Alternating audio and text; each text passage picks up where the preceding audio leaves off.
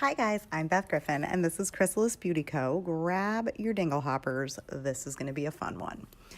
I started with a matte cream nude eyeshadow and then I created this palette that is technically unicorn colors, but unicorn, mermaid, it's all magical wonderfulness, right?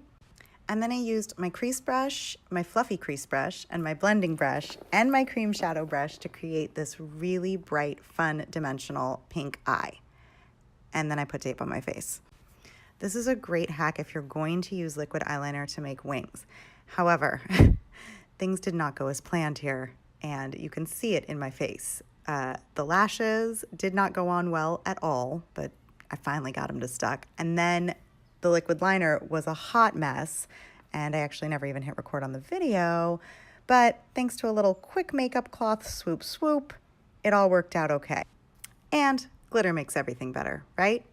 I used a glitter primer all over my lids and just like that, tap, tap, tap, and then used my finger to just apply the glitter. I made a mess, big time.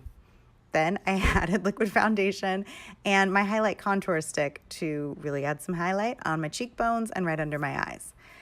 I came back to my unicorn eyeshadow palette for perfect blue mermaid eyes and used a luminizer stick to really make the highlight pop. I love the cream to powder luminizer because it goes on like a cream and blends beautifully using just your fingers, and then it stays perfectly put just like a powder. I used white face paint to hand paint scales on my forehead. This part is from Facebook Live, so I'm chit-chatting away as I go. And then used that same blue eyeshadow to fill in the scales. I have absolutely done the method before where you pull the fishnet stockings over your face to create scales. It's fun, easy, and fabulous. This year, I just wanted to switch it up a little bit. So I used the face paint to draw the scales, then the eyeshadow to fill them in. Then I used my angled brow brush and the pink eyeshadow to add dimension to each scale.